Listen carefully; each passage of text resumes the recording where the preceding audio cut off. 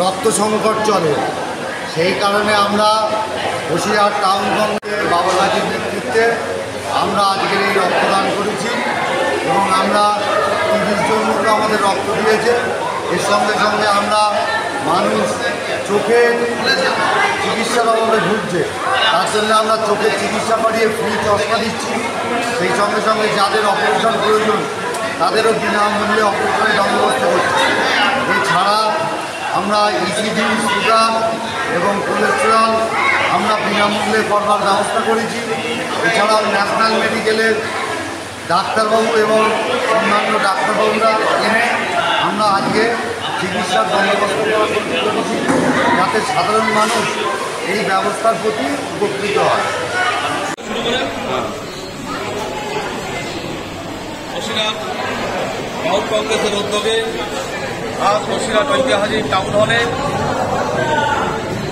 রক্তদান শিবির এবং বিনামূল্যে স্বাস্থ্য পরীক্ষা শিবিরের আয়োজন করা হয়েছিল। সেই রক্তদান শিবিরের কাজ এখানে চলছে এবং স্বাস্থ্য শিবিরের কাজও আমরা থেকে চলছে।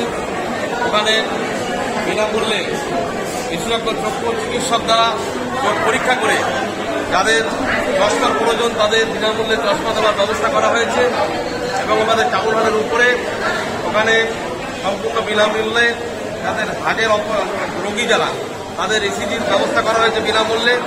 রক্ত পরীক্ষা করানো হচ্ছে, সুগারের, থাইরয়েড, তারপরে আরও ব্লাড সুগার, আরও অন্যান্য বিভিন্ন বিষয়ের কোলেস্ট্রল রক্তের পরীক্ষা করা হচ্ছে এবং কলকাতা ন্যাশনাল মেডিকেল হাসপাতালের বিশিষ্ট চিকিৎসক, মেডিসিনের চিকিৎসক ডাক্তার তুলিকা আগারওয়াল ম্যাডাম উনি এসছেন, উনিও সম্পূর্ণ বিনামূল্যে এখানে রোগী দেখছেন।